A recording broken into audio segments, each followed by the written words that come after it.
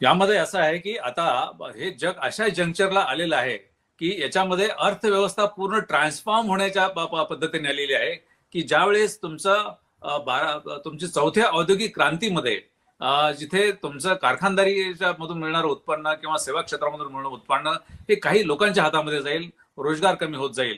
आणि याच्यासाठी खरं म्हणजे त्यांना भीती आहे. ज्यावेळेस ट्रम्पने मागच्या प्रेसिडेन्सीच्या वेळेस 2016ला सांगितलेलं होतं की मी आमच्या लोकांचा रोजगार वाचवेल आणि त्याच्यासाठी मग मेक्सिकोच्या बॉर्डरवरती मोठ्या वॉल तयार करेल. ऍक्च्युली हे खरं म्हणजे सत्य नाहीये.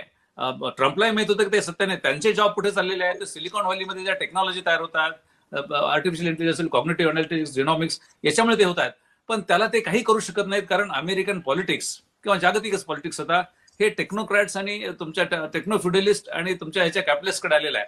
त्यामुळे आता हे पुढे जे होणार आहे ते मला वाटतं की जपान आणि तुमचं चायना हे एक नवीन ऍक्सिस तयार होऊ शकतात या सगळ्यामध्ये. त्या ऍक्सिसला कुठेतरी रशिया त्याच्यामध्ये जॉईन होऊ शकते. आणि मला वाटतं की पूर्वी जसं एक G7 किंवा G20 असे ग्रुप असायचे, आता सध्या कुठला ग्रुप सध्या पॉवरफुल आहे तर G0. सध्या कुणीच पॉवरमध्ये नाही. ह्या जगाचं नेतृत्व किंवा कुठला ग्रुप नेतृत्व करतं असं अजिबातच नाहीये. सगळे आता कसे वीक झालेले आहेत. प्रत्येक जण आपलं स्वतःचं बघतोय.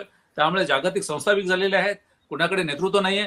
मला वाटतं पुढचे 5-10 वर्ष हा एकदम अशा पद्धतीचा एक इकोसिस्टम तयार होईल की ज्यामधून मला वाटतं की एक नवीन काहीतरी जागतिक अर्थस्थिती निर्माण होईल.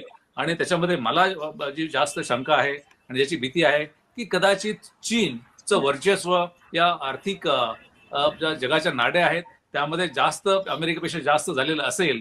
कारण ज्यांचं कर्ज अमेरिकेवरती आहेत त्या कमीत कमी त्याच्यामध्ये निश्चितपणे त्याच्यावरती त्यांचं वर्चस्व गाजवायचा प्रयत्न करतील.